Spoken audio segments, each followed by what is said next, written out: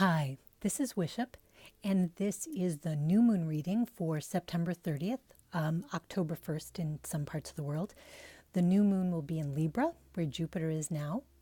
And also, interestingly, Pluto's gone direct in Capricorn, and Mars will be moving into Capricorn. So there's going to be a lot of oomph and forward movement, which I know a lot of us have been waiting for.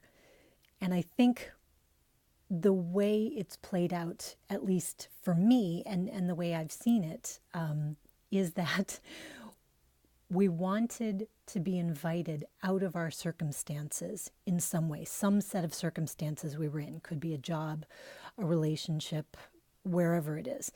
And we felt so stuck. And it was infuriating. And every time we sort of begged to be let out, we weren't. And then we just had to turn back within again. So it's like being trapped overnight in a library and you were forced to read all the books because you literally had nothing else to do. Or you're, in prison and you work out all the time because there's nothing else to do and you need to do something to burn off your energy. So we all turned deep within and just kept doing those life reviews, kept working out those memories, kept working out those bad situations, kept reassessing what we had and what we wanted. And what happened over that time is that we got stronger. And right now, as you're being presented with situations that are somewhat similar to things you've experienced in the past, you probably realize how much stronger, how different you are in your reactions, in the way you're coping, in the way you feel about it than you were in the past. So while you feel like nothing's changed, in fact, the most important thing has changed, which is you. And now, instead of waiting for an invitation or someone to open the door for you, because you've had to spend all this time within, you've learned to be your own locksmith. You've now changed. You're opening the door for yourself. And when you get out, everybody's like, hey, it's great to see you. What took you so long? Like, how come nobody helped me? And the real feeling I get sort of from the universal kind of energies is if we helped you, you wouldn't have been strong enough to do what you're going to do. To do the things you're going to do, to tackle the newness that you're going to tackle, you needed all the skills that you got while you were in your cocoon, but you had to fight your way out yourself.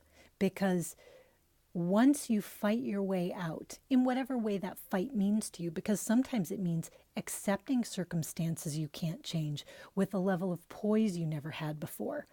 That too, in a way, is a kind of fight because it does transform you. You let yourself be polished. You let yourself be smoothed. And it doesn't always feel great to be sanded down like that. So that also can be a fight. But as you fought through this, now you don't need anybody's permission. You don't need anybody's invitation to do the things you want to do, because now you've become so different that just like the dawn doesn't wait for an invitation, when you do what is natural and proper and beautiful and right for you to do, it quite naturally takes you into other circumstances. And those circumstances, I believe, are being made manifest during this time because we've got so much great planetary energy for it. And we've also just gotten to this point where we're not hysterical, we're not desperate, we're not striving, we're not, crying and shaking our fist at the heavens anymore. We're just like, yeah, okay. And now that you're at that point where it doesn't even feel like a big deal anymore, now is when the magic happens, which I know is frustrating, but it so often is the case that you have to get past that point of just agitation and fear that you can't do it, or that need to prove something, or that chip on your shoulder, or that desperate, scared feeling. And once you're past all that, and it doesn't matter if you get the transformation or don't, then the miracle shows up. So anyway, I feel like we're in one of those places now. So I have no idea what miracles are going to show up.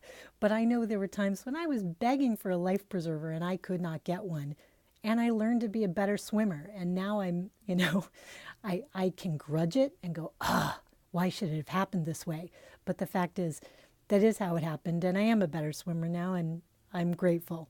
So anyway, let's go on to the cards. I picked a Brownie Oracle. This is the stuff, some of the stuff we've put in our rear view mirror. And as we're going forward, making concrete new progress, this is stuff you don't want to let creep back into your passenger seat. So what is it that we've put behind us that kind of needs to stay there? So let's see what we've got. Okay, interesting. So this is plenty. So plenty, you think, oh my gosh, the good times are past. The good times are over. It's all downhill from here. I'm not reading it this way because I asked for what things need to stay in our rear view for us to make progress. And I think the idea, if we look at this plenty, there's got this mountain of sugar. And you can see that there's this one brownie blowing the, sort of blowing the megaphone, and all the other brownies are coming running. Like, this is temporary, right? This is a land grab because it's going to be over. If you don't run and get yours now, there's going to be no sugar left. And I think this is getting rid of that idea of abundance as a temporary injection of sweetness or joy or resources. This is getting down with the sense that plenty is your new normal. So you don't have to think of it as as a peak and a valley, like I'm riding the highs and then I'm going back down to the lows.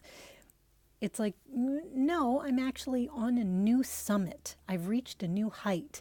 And the lows that I used to experience, if I am cautious and grateful and keep up my new strength, there's no reason why I have to go to those lows again.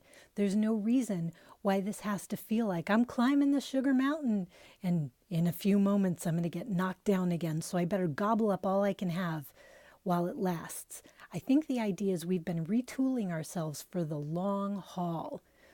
And that sense of plenty as a sugar mountain that you go to, but then you get, exiled from, is not the way to think about it.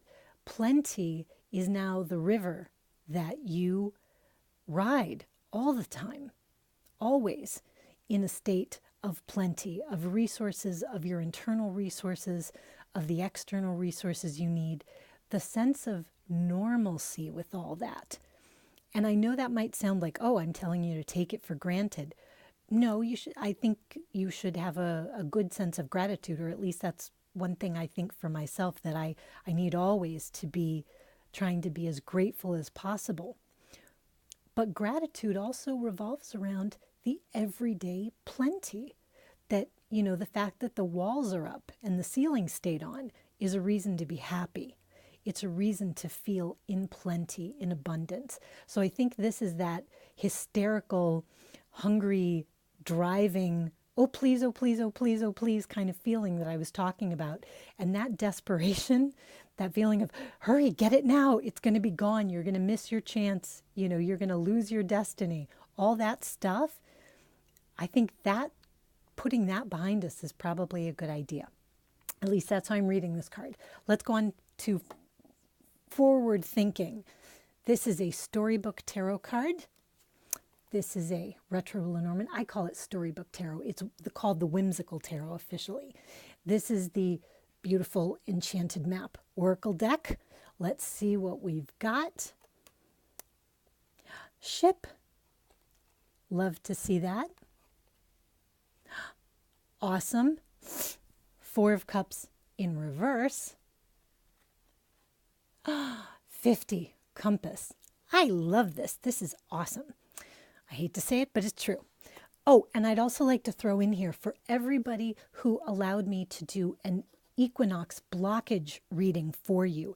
I am so grateful to have had the opportunity. Thank you so much for letting me do that. It was really a lot of fun to just participate with you guys and to be invited into that process. Blockages are something I care quite a bit about. I'm sort of wondering about trying to develop more offerings in that place. I guess because I've spent so much time feeling stuck, I feel like, oh, I've kind of learned a lot about feeling stuck and all the different ways you can feel stuck. So anyway, thanks again to everyone who took me up on that. So, okay, here we go. In Lenormand, ship means movement. Also, if we look at the 10 of spades that's in the inset and we correspond that with the 10 of swords, which you don't have to do, but which I frequently do, it's the end of something and the beginning of something else. Ship is moving. Ship is things going forward. So frequently people think of this as a professional kind of card. So they may use this as their job, quote unquote, job card in Lenormand. So obviously we have stuff that's moving along.